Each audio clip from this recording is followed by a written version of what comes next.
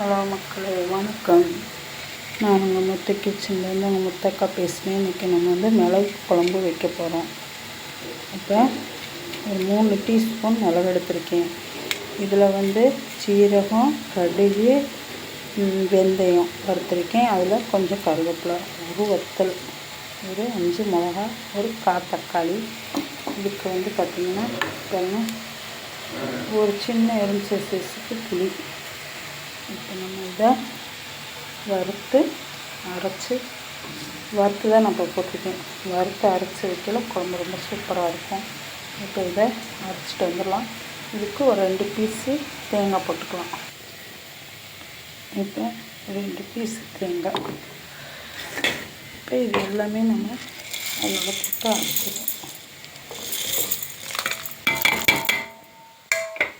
எல்லாத்தையும் அரைச்சி எடுத்துகிட்டு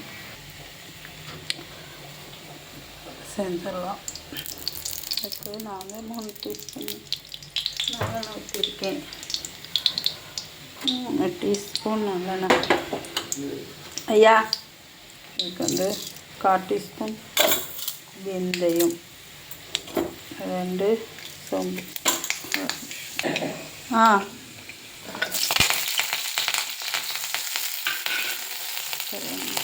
2 பல்லு பூண்டு, ஒரு சின்ன வெங்காயம். வதக்கிடுவோம். இது வாசத்துக்கு ரொம்ப நல்லாயிருக்கும். ஒரு நிமிஷம். இது நல்லா அரைச்சிட்டேன். இப்போ பூண்டு நல்லா வேறுபட்டுருச்சு. இப்போ நம்ம இந்த அரைச்சி வச்ச வச்சு அப்பா சவுண்டே பாம்பு மாதிரி வருது. இந்த குளிர் டயத்துக்கு ரொம்ப நல்லது. நான் அரிசி கலந்து தண்ணி எடுத்து வச்சுருக்கேன். கலந்து தண்ணி இதெல்லாம் சேர்க்கையில் ரொம்ப உடம்புக்கு நல்லது. குழம்பு நல்லா ருசியாக இருக்கும்.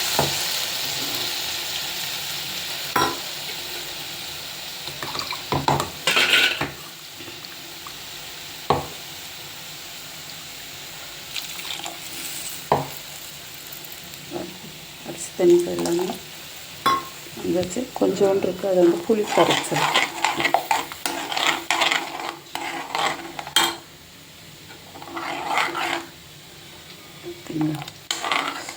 இந்த வாசனை, அந்த பூண்டு வாசனைக்கும் அந்த வறுத்த மசாலாவுக்கும் ரொம்ப சூப்பராக இருக்குது.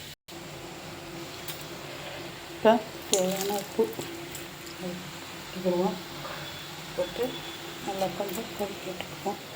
இப்போ இன்னும் கொஞ்சம் இந்த கலன் தண்ணி வச்சு அதையும் ஊற்றி நல்லா கொஞ்சம் கொதிக்கிட்டு. வாசனையே சூப்பராக இருக்குது. இந்த மிளகு குழம்பு எதுக்குன்னா, நம்மளுக்கு இந்த மழை காலத்துக்கு எல்லாத்துக்கும் எங்கே பார்த்தாலும் காய்ச்சலாக இருக்குது. அதுக்கு குழம்பு நல்லா சாதம், தோசை, இட்லிக்கு போட்டு சாப்பிடலாம் சூப்பராக இருக்கும். கொஞ்சம் நேரம் கொதிக்கிட்டோம். நல்லா நான் ஐ ஃப்ளேம் வச்சுருக்கேன். நல்லா கொஞ்சம் இதாக இருக்குது. இப்போ நம்ம கொஞ்சம் ஸ்லோவில் வச்சுருவோம் ஃபுல்லாக. இன்னி இது அந்த இதோடைய இது ஃபுல்லாக இதாகும். இப்போ ஒரு 1/2 டீஸ்பூன் சர்க்கரை பொருள். சர்க்கரை இருக்குன்னா அந்த புளிப்பு காரத்துக்கு ரொம்ப டேஸ்ட்டு கொடுக்கும். சர்க்கரை இல்லைன்னா வெல்லம் கூட கொஞ்சம் போட்டுக்கலாம். சூப்பராக வந்துடுச்சு பாருங்கள். குழம்பு எவ்வளோ அழகாக வந்துருக்கு. இன்னும் கொஞ்சம் அப்படியே கொதிச்சிச்சுன்னா பாருங்கள். இந்த மிளகுடைய இதெல்லாம்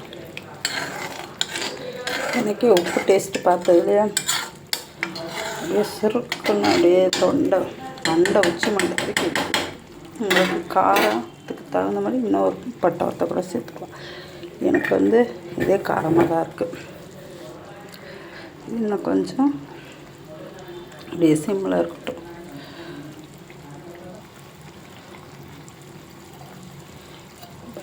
இன்னும் 1 டீஸ்பூன் லேசாக எண்ணெய் நல்லெண்ணெய் தான் விட்டு கொஞ்சம் அப்படியே தான் அந்த காரத்துக்கு அதுக்கு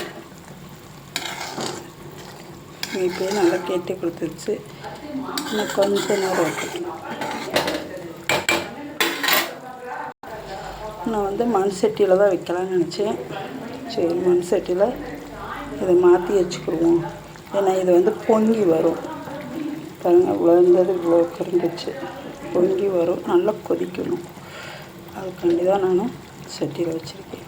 மண் சட்டியில் மாற்றிக்கிறோம். மண் கிண்ணத்தில் குழம்பு. இது இந்த மழை காலத்துக்கெலாம் ரொம்ப நல்லது.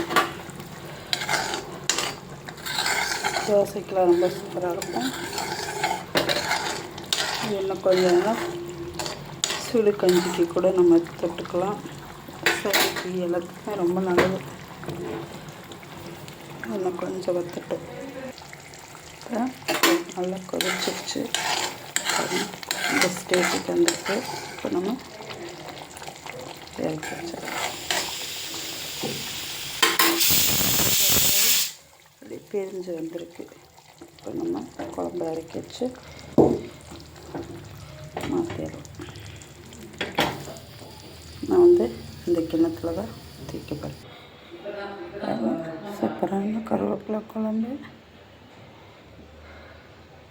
மிளகு கருவேப்பிலை குழம்பு ரெடி ஆயிடுச்சு. நம்ம இதெல்லாம் இப்படி செஞ்சு சாப்பிடலாம். ரொம்ப சூப்பராகவும் இருக்கும், சுவையாகவும் இருக்கும், உடம்புக்கும் ரொம்ப நல்லது. எல்லாமே கடுகு, நம்ம இந்த சீரகம், கடுகு ரொம்ப நல்லது. மிளகு நல்லா சேர்த்துருக்கோம். மிளகு குழம்பு வச்சு சாப்பிடலாம். இந்த மழை காலத்துக்கு அதுக்கு கதன்னு ரொம்ப வாய்க்கும் தொண்டைக்கு இதமாக இருக்கும். நீங்களும் வச்சு சாப்பிட்டு பார்த்துட்டு எப்படி இருக்குன்னு சொல்லி சப்ஸ்கிரைப் பண்ணுங்கள் மக்களே. நன்றி, வணக்கம்.